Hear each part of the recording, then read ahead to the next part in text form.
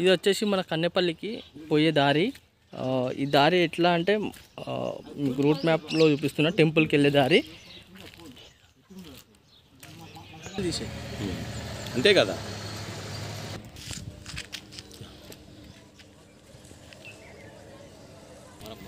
ఇప్పుడు మన కన్నెపల్లి టెంపుల్ దగ్గరికి అయితే రావడం జరిగింది. ఈ కన్నెపల్లి టెంపుల్ దగ్గర నుంచే మన సారక్క తల్లికి అయితే ఇక మన మేడారానికి పట్టుకుపోవడం జరుగుతుంది. చూద్దాం, ఇక లోపలికి పోయి కూడా చూద్దాం మనము ఏ విధంగా ఉన్నాయి టెంపుల్ ఏంటి అని మాత్రం. ఒకవేళ గుడి తీసి ఉంటే మాత్రం మీకు గుడి లోపల కూడా చూపిస్తా. అండ్ అలానే ఇప్పుడు ఎందుకంటే మొత్తం ఇంకా కలరింగ్ అయితే కావడం జరిగింది టెంపుల్. చూసుకుందాం, ఇక లోపలికి పోయి చూద్దాం మనం అయితే. ఇక్కడ చూసుకున్నట్టయితే మొత్తం మీకు బయటికి వెళ్ళి గుడి ఏ విధంగా ఉన్నది ఏంటి అని మాత్రం మీకు చూపెట్టడం జరుగుతుంది. చూసుకోవచ్చు.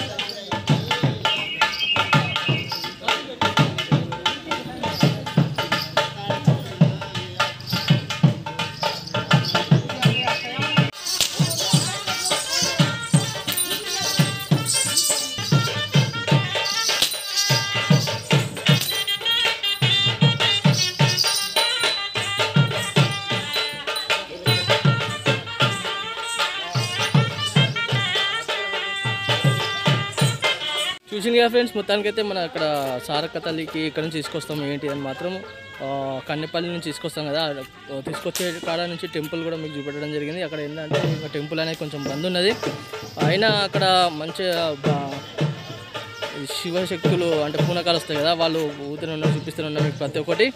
ఓకేనా, మా వీడియో నచ్చినట్టయితే మాత్రం ఒక చిన్న లైక్ చేయండి, షేర్ చేయండి, కామెంట్ చేయండి ఫ్రెండ్స్. సబ్స్క్రైబ్ చేసుకునే వాళ్ళు ఉంటే 100% సబ్స్క్రైబ్ చేసుకోండి.